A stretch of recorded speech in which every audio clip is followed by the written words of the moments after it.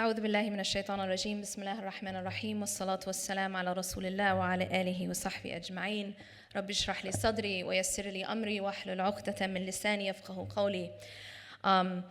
So if Delia was competing with low blood sugar, I'm really competing with low blood sugar. We were just speaking about how, subhanAllah, speaking in Ramadan is quite a challenge because typically we either have to talk to people who are starving or people who are in a food coma, if it's depending whether it's before or after iftar. But Bismillah. So this topic today, or this theme, is one of Laylatul Qadr. Now, one of the meanings of Laylatul Qadr is the night of power. And I want to talk a little bit about power and this concept of power, but not the kind of power that, tyrants seek or pharaohs seek. I want to talk about a different kind of power, and that's the real kind of power, the internal kind of power. Because, you see, as Delia pointed out, today is the beginning of one of the most sacred, one of the holiest times of the entire year. These nights are the most, the most holy of the entire year. And so what I want to do is I want to take a moment and talk about what is the significance of this night and of these nights and of this particular time of our lives. And that is that this is a time, if we want to talk about power, we have to talk about change. Because one of the things about life in general is that the only time how are you going to know that something is dead, whatever it is, whether it's a plant or a tree or a human being, the way that you know that something is dead is that it stops changing. So this concept of change is directly related to life. If we are alive, we must continue to change and we must continue to grow. And it's only when we die that we stop growing and that we stop changing. So this whole idea of, if somebody really wants to, sometimes when your friend is not happy with you and they want to kind of like a jab at you, you've really changed. And it's considered an insult always, right? Well, what do you mean? No, I haven't. Well, why are we so afraid of change? Change is part of life. And in fact, if we are not changing, then it's an indication that we have died. If somebody is not growing, then it's an indication of death. It's not a good thing. And so what we want to do is we want to learn about change. But how does change happen? Allah subhanahu wa ta'ala gave us the formula for change in the Quran. إِنَّ اللَّهَ لَا يُغَيِّرُ مَا بِقَوْمٍ حَتَّى يُغَيِّرُ مَا بِأَنفُسِهِمْ. This is the formula for change. This ayah, within this ayah is something extremely revolutionary. And that is this. Every time we get in a situation we don't like, so whether that situation is our community, whether that situation is personal, whether that situation is global, international, political, financial, emotional, whatever that situation is, we always tend to get into situations. There will come a time in our lives when we get into situations we don't like and situations that we want to change. Yes or no? Okay. I'm big on, do you guys know this? I'm big on, yes, enthusiasm. It's okay, good. Because I remember they told me that Bradford community last time I complained that y'all were just blank-faced. But you guys are going to prove us wrong, right? Okay, awesome. So we get to situations that we don't like. We get to situations in our lives that we want to change. So this is a very important question. How does change happen? Where do we seek power? And the answer to the question of how change happens is in this formula, this secret magical formula. إِنَّ اللَّهَ لَا يُغَيِّرُ مَا بِقَوْمٍ حَتَّى يُغَيِّرُ مَا بِأَنفُسِهِمْ. Indeed, Allah does not change the condition of a people until they change what is inside themselves. This formula can be applied to everything. This formula can be applied to our political situation. This formula can be applied to your personal problems, your emotional problem, every single issue that we have, this formula can be applied to it. That we can always look into every single situation and figure out, what do I need to change? And by the way, this is just a side point. This is what made Adam alayhi salam and Iblis, one of the things that made them different. Because at a time when they both, Adam alayhi salam was told to do something or not to do something, and he did it. He was told not to eat from the tree, right? Iblis was told to bow. So he's given a commandment. Iblis refused, and Adam slipped, alayhi salam. Fair enough? But there is a very significant difference in them that happened after, and that had to do with how they viewed the situation and then how they responded. Adam alayhi salam didn't try to blame Iblis, which is very interesting because it would have been very easy, because even Allah said that Iblis made them slip. Iblis made them slip, but Adam alayhi salam didn't blame Iblis. He blamed himself. He said, "Inna ظَلَمْنَا أَنفُسَنَا وَإِن لَمْ تَغْفِرْ لَنَا وَتَرْحَمْنَا لَنَكُونَنَّ مِنَ الْخَاسِرِينَ." Indeed, we have done what? We have wronged our own selves. You know when you fight with your siblings and it's always like it's his fault or it's her fault, right? When you were a kid, hopefully. Now it's fighting with your spouse. But anyways, it was always the other person's fault, right? No one ever said, "You know what, Mom? I completely take full responsibility. It was completely my fault and I started it and I'm very sorry." Typically, that's not how the conversation went. Typically, it's her fault or it's his fault, right? And so we always want to put the blame outside of ourselves. Unfortunately, this is part of our nafs, right? Well, this began with shaitan. This began with Iblis, that he did not take responsibility for his mistake. He did not take responsibility for he did not humble himself. Instead, he actually is blaming Allah, interestingly enough. He's actually saying, because you have kicked me out. You know when we have this victim mentality? Do you ever heard of that? No, we wouldn't know anything about that, right? That victim mentality, Iblis started that. Iblis started a lot of things. He started racism. He set the precedent for so many of our diseases. But here, he is not taking responsibility. He's not humbling himself. Instead, he's not saying it was my fault. He's saying it was your fault, Ya Allah. You kicked me out of Jannah. And because you kicked me out of Jannah, I'm going to do this, this, and this to your slaves. That's what he said. But what did Adam alayhi salam say? Inna ظَلَمْنَا أَنفُسَنَا. Indeed, we have wronged our own selves. He is taking full responsibility for his mistake. Inna ظَلَمْنَا أَنفُسَنَا وَإِن لَمْ تَغْفِرْ لَنَا وَتَرْحَمْنَا لَنَكُونَنَّ مِنَ الْخَاسِرِينَ. Indeed, we have wronged our own selves. And if you don't forgive us and have mercy on us, we will be among the losers. So he is humbling himself and he is taking responsibility. So what happens to Adam alayhi salam? Well, number one, he gets forgiven. He gets forgiven. And number two, he goes to earth as a prophet. That's intense. That's pretty different than what happened to Iblis, yeah? Blank faces? No, good. I'm getting nods. That's pretty different than what happened to Iblis, yeah? Okay, awesome. You're all turning into Anas. That's awesome. Okay, so it's very, very different. Iblis became cursed forever, and Adam became a prophet. And this essential difference of humbling and taking responsibility. So internally, we have to change if we want to change externally. How can that change start to happen? So all of us, most of us, aren't quite happy with our political situation. Delia spoke a bit about Islamophobia. But you see, the thing is about Islamophobia is we speak a lot about the problem itself, right, externally. And we need to talk about that. But there's a very interesting hadith that the Prophet ﷺ, something that the Prophet ﷺ taught us more than 1400 years ago. Okay? Now, listen to this hadith. It's very, very interesting because in this hadith, the Prophet ﷺ is talking about a political situation. He says that the people will soon summon one another to attack you. Sound familiar? Will summon one another to attack you as people summon one another to share in their dish. So we're going to eat soon, right?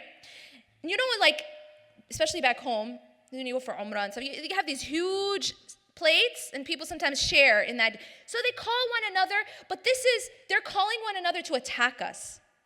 As people call one another to share in their dish. All right? And then the companions are asking, is it because we will be small in number? So they're assuming that power comes from number, right?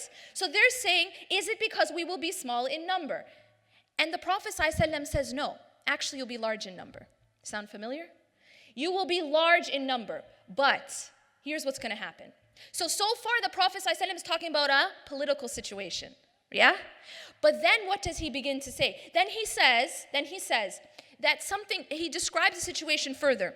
And he says that you will be large in number, but you will be like the froth on the ocean. If you guys ever seen like waves or the sea or any kind of large body of water, there's these bubbles, it's like scum that comes on the top of the ocean. and it has no weight. The thing about the scum, the bubbles on the top of the waves, is that it just goes wherever the tide takes it, you know? It doesn't have any self-determination, if you were to explain it. He said that the ummah will be like that. Sound familiar? That the ummah will be large in number but weak.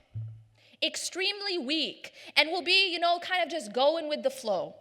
Weak like that. And if you were to, you know, try to like hold that scum or those bubbles, it has no substance. It has no substance. He compared the ummah at that time to that. And he said something else very important. He said that Allah will remove the fear from the hearts of your enemies. And He will put something in your heart. Now this is the disease I want you to focus on. He said He will put wahan in your hearts. And the companions asked, what is wahan? And He defined it like this. He said, حُبُّ الدُّنْيَا وَكَرَاهِيَةُ الْمَوْتِ. Simple as this. حُبُّ الدُّنْيَا, the love of dunya. وَكَرَاهِيَةُ الْمَوْتِ, the hatred of death. What is the Prophet ﷺ talking about? He is describing a political situation and he is diagnosing it spiritually. It is a political situation. We start out by being attacked, yeah? And then he diagnosed it spiritually. He said there is a disease in your hearts. And that disease of wahan, that disease of hubb ad-dunya wa karahiyatul maut is what's going to make you weak. And because of that, your enemies, they will summon one another to attack you like people call one another to share from their dish. It is that which will make you weak. So when we talk about power, real power is internal power. Real power comes from the inside. But how do we get that power? And how do we get that change? How can we start to change internally? I'm just going to talk about 4 points or 4 types of power in terms of this path. First, the power of the heart. The power of the heart. One thing that we learn from the Prophet ﷺ is this is a very, very important principle. And that is the Prophet ﷺ, he describes after a long hadith about rules, haram and halal. At the very end of the hadith, he says something very, very important. He says, "Inna fil jasadi mudgha." Indeed, in the body, there's a lump of flesh. إِذَا صَلَحَتْ, if it is set right, صَلَحَ الْجَسَدُ كُلُّ, the entire body is set right. وَإِذَا فَسَدَتْ, and if it is corrupted, فَسَدَ الْجَسَدُ كُلُّ, the entire body will be corrupted. أَلَا وَهِيَ الْقَلْبِ, indeed it is the heart. What do we learn from this hadith? We learn that despite what we may think about the mind and various other things, the heart is the master of the body.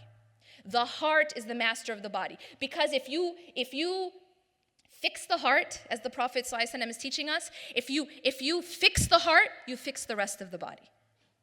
If you corrupt the heart, you corrupt the rest of the body. And by the way, people say, no, you know this whole argument of mind. No, it's the mind. The mind is a slave to the heart. What do I mean by that? I mean that we use our intellect and our ability to make plans based on whatever's in our hearts. So if in my heart is a disease of greed, then I will use my mind to get power. You get it? If in my heart there's a disease of wanting power, of wanting, you see, so what I do is I use my mind as a tool to obey my heart. So the key is what's in the heart. What kind of heart does a person have? This is the master of the body. So we got to work there. That's the point. We got to work on the heart. Now, some people might say, okay, then I wear my hijab in my heart, right? Or I fast in my heart. I don't know, you know? But the problem with that is that we forget something very important. And that is that our actions affect our heart, just as our heart affect our actions. It is not a one-way thing. When Allah subhanahu wa ta'ala says that the heart is the master of the body, when the Prophet ﷺ teaches us that the heart is the master of the body, why? He says that when you fix the heart, it will fix the rest of the body, it will fix the rest of your actions. So there is a direct relationship between our actions and our heart, and it goes both ways. Because we're told that what we do puts a stain or cleans our heart. So what we do affects our heart, and our heart affects what we do. So that's another thing to keep in mind, that there's that two-way relationship between the heart and action. Similarly, in addition to that, I want to point out, every time Allah subhanahu wa ta'ala in the Quran talks about the believers or talks about iman, for example, what does Allah say? الَّذِينَ آمنوا وعملوا الصالحات. I mean, not every time, but a lot of times Allah subhanahu wa ta'ala connects these two. That those who believe and who do righteous deeds. So the two go together. All right. So we have the power of the heart. We have the power of focus. So this is the second one I want to talk about. There is a power in focus. There is a power in what you focus on. And there's this principle that if you keep in mind, it really changes your life. And that is that whatever you focus on grows. Whatever you focus on grows. What do I mean by that? The more you focus on something, the bigger and bigger and bigger it gets. Make sense? So what that means, for example, is if I'm a type of person who focuses on problems. Do you know anyone like that? If I'm the type of person who focuses on what's going wrong, what's the barrier, what's the problem, you get what I mean? If I'm that type of person, then my problems get bigger and bigger and bigger. And if there's like, sometimes there'll be like one problem in our life, right? Just like one really huge problem. And what do? We focus on it, right? So we start thinking about it. We start talking about it. Basically, that's all we do is obsess over it. What happens to it? Does it go away? Does it get it grows. And that's the problem with what we focus on grows. If we are a problem-focused people, then we are going to become surrounded by our problems. We become consumed by our problems. And I don't honestly think there's a better example of this concept than the story of Musa alayhi salam in front of the Red Sea. Because in this story, you have these different types of focuses. It's essentially Allah showing us different types of focuses. What do I mean? So you have Musa alayhi salam standing in front of the Red Sea, and he's with his people, Bani Israel, right? And then you have a superpower army approaching from behind them, coming to them. And in front of them is the Red Sea. So what's happened now? They look pretty trapped. It looks like a pretty bad situation, right? So what happens in this? Allah tells us what happens. فَلَمَّا تَرَى الْجَمْعَانِ قَالَ أَصْحَابُ مُوسَى إِنَّا لَمُدْرَكُونَ. So when the people of Musa check out the situation, they say, indeed, we will be overtaken. You know when you and I collectively, as a community, personally, when we face a problem, has that ever happened? Okay. You know when we face a problem and we feel trapped, and then we say there's no way out, and we feel like there's no way out, and we say inna la mudrakun, and we feel inna la mudrakun, we feel like we will be overtaken. That's it for us. Do you know why that happens? Do you know why Bani Israel said inna la mudrakun? Because Bani Israel was focused on the army and on the Red Sea. Bani Israel was focused on the problem. Bani Israel was focused on the barrier. Bani Israel was focused on the wall. You get it? And so the obstacle was their focus.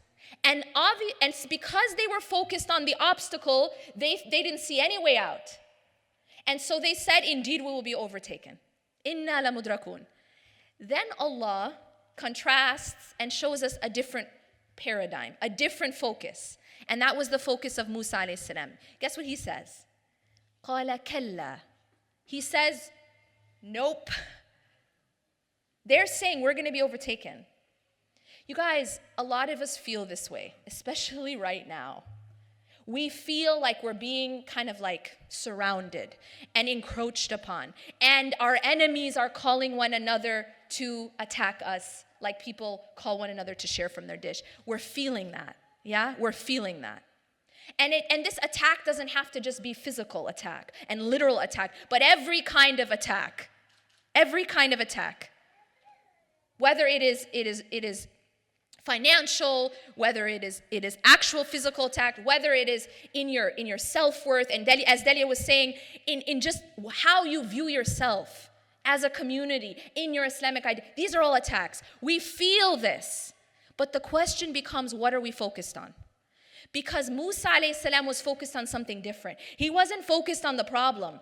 He wasn't focused on the Red Sea. He wasn't focused on the army. قال كلا. He said, no, by no means are we going to be overtaken. قال كلا. إن معي ربي سيهدين. He said, indeed, my Lord is with me, and he will guide me through. And that was it. Because his focus was not on the Red Sea, his focus was not on the army, his focus was not on the problem, his focus was not on the barrier or the obstacle or the Trump or the whoever. Yeah?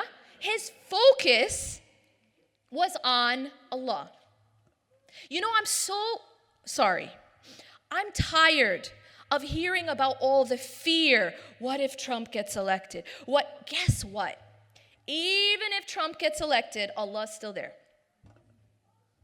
Get it? Like, yeah, I get it. Like, I get it. He wears a strange toupee, and I know he's strange. But at the end of the day, like, that's all I see. But at the end of the day, guess what? Allah is still there. Allah will still be there. Allah will always be there. He was there at the beginning. He will be there at the end. And sometimes we lose focus. And we focus on the problem. I get it, he's a problem. I get it. But why are we focused on the problem? And when we focus on the problem, we become more and more afraid and become more and more paralyzed by fear, because fear grows when you focus on it. Similarly, when you focus on hope and when you focus on the light, it also grows. And that's why Musa alayhi salam was able in that situation to not be afraid. He was able to say no. He didn't even shake, like he wasn't shaken. He said, by no means, no, we won't be overtaken because my Lord is with me. That was the reason why he wasn't afraid. It wasn't because he's really strong. It wasn't because he had that awesome staff. It wasn't because of the means. It was because he saw Allah. And then Allah, guess what Allah did? Allah split the Red Sea. So what did Allah do? Allah made a way out in such a way that no one could imagine. That's what happens when you focus on the light instead of the darkness. Because I can sit here and I can say, oh my God, it is so dark right now. It is so dark right now. Oh my God, the lights are off. Oh my God. Or I can work on going and getting a candle and bringing some light to the room. So that's why we have to be very careful in terms of what we focus on. The other thing I want to point out with regards to focus is the power of focusing on what's positive. The power of gratitude. One of the most, the things that, if you just kind of look at psychological research, if you do like a scan of psychological research, one of the most powerful things that they found in terms of well-being, in terms of treating depression, is the power of gratitude. The power of what you focus on. Just writing down 5 things that you're grateful for every day can treat depression. Just that. That's what they found in studies. So the point here is that we can either be a people who are very negative and focus on what's going wrong and what they voted yesterday, or we can focus on what's right. We can focus on the light and the hope. Because again, at the end of the day, Allah is still in charge. Allah is still in charge. Kalla inna ma'iya rabbi sayahdin. We have to remember that today. Because yes, we see armies approaching. And we see barriers, and we see problems, and we see the Red Sea. But we have to have that understanding that Allah is with us, and yes, He will guide us through. Finally, here's what I want to say. There is a power to remembering that our goal should be hope, and our goal should be excellence, but be careful making your goal perfection. Be careful of making your goal perfection. I want to point this out because in so many of these discussions, the people I speak to at these gatherings tend to be people more on the practicing side. So that's why I try to emphasize this more. A lot of times what happens among the practicing community is that we have this false notion of perfection. That for me to be a good person, I need to be a perfect person. That the moment I make a mistake, it means I should give up. Because I was supposed to be perfect, and when I'm not perfect, I fall into despair. The reason I point this out is because I really hate shaitan, okay? And this is one of his favorite tools. It is one of his favorite tools to make us think that we're supposed to be perfect, ironically. Wait a minute, but shaitan wants us to be really bad. No. By making us believe that we're supposed to be perfect, he has set us up for despair. Simple as that. Just make this person think that they're supposed to be perfect, their family's supposed to be perfect, their spouse is supposed to be perfect, their community is supposed to be perfect, and then the moment things go wrong, you give up. And you want to just, okay, forget it. This whole idea of, she did what? She wears hijab and she did what? You mean she's a hijabi and she did X, Y, Z? You know what I'm saying? Ever heard that before? Or, it's this idea that once you, for example, wear hijab, you become an angel and you're not allowed to be human anymore. And so what we have done in this, I'll tell you what we've done. When we act that way, and my absolute favorite, she might as well just take off her hijab. Do you know why that upsets me so much? Because it's someone saying, just stop trying.